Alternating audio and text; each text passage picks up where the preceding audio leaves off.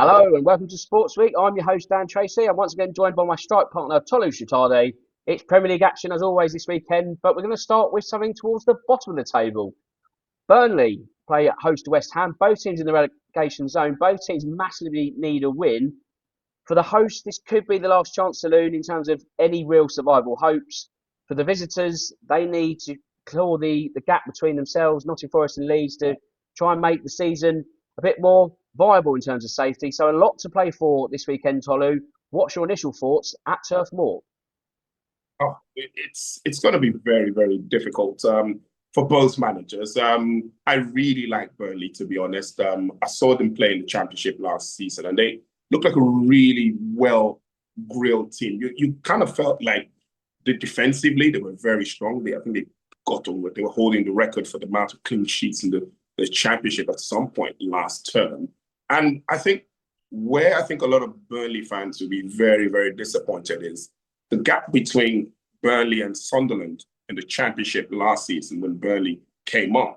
And you saw just how easily Sunderland took them apart in the Premier League on Monday night and won that one by 3-0. I think that's a stark reality check that I think Burnley fans will find very hard to swallow. I think Sunderland have basically rewritten the book around how some teams that come up from the Championship should perform. They won the playoffs, if people don't remember. And the two teams who dominated last season in the Championship are looking like they're struggling a bit. Leeds are not out of the woods yet.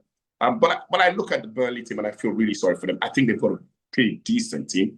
They've done a bit of business in the January window, gone and gotten a bit of experience with James Ward-Prowse. But in a relegation fight, his set pieces could be key. But I think they're far too way behind. 11 points is a lot with the amount of games that's left in the season. On West Ham's part, everyone says when you're in a relegation battle, you go and sign players who know the league. West Ham haven't done that.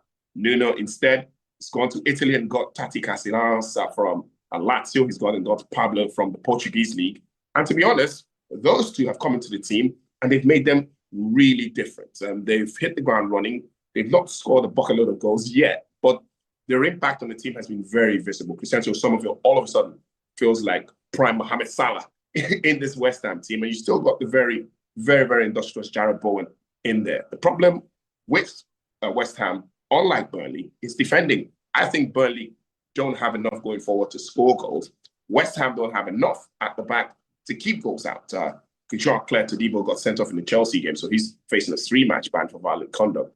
And he was starting to look like a really important defender for them. So I think this one is going to be really difficult to take for both teams. But I think in terms of who's put a bit of form together, you probably have to say West Ham have. Burnley haven't won any of the last 7 matches against West Ham in the Premier League. So that tells you they have a horrible record against them. But West Ham, on the other hand, have failed to win in 9 of the last 10 away matches in the Premier League. So they have a horrible record away from home. So it's almost a clash of two teams who, unlike what we talked about earlier in the Leeds and Forest game that we thought that could finish in a draw, these two teams cannot afford to play a draw. They certainly can't. Some team has to win this one to keep their hopes alive in terms of safety. When you look at the numbers defensively, West Ham averaged 2 goals against, Burnley just shy of that number. So that says that even if they were to score a goal in a game, they are conceding 2. They're losing matches. So even for the improvement in West Ham's attack, you're right in the sense of Crescenzo Somerville has really chipped in with his own contribution this last few weeks. But fundamentally, the defensive errors for both teams is causing them their real woes this season. Definitely, it is. And I think at the end of the day, you probably summed it up very well. Burnley look like a team who have to score 2-3 goals to win a game. Are they going to score 2-3 goals to win a game? Not likely. The flip side is West Ham need to score 2 or 3 goals a game to win a football game. West Ham probably look likely to score 2 or 3 goals in this context. So that doesn't bode well for Scott Parker and this Burnley team. I think they're a long way away from safety. 11 points is a lot at this stage of the season. And I think it could be lights out for them this weekend. I think West Ham are due a win.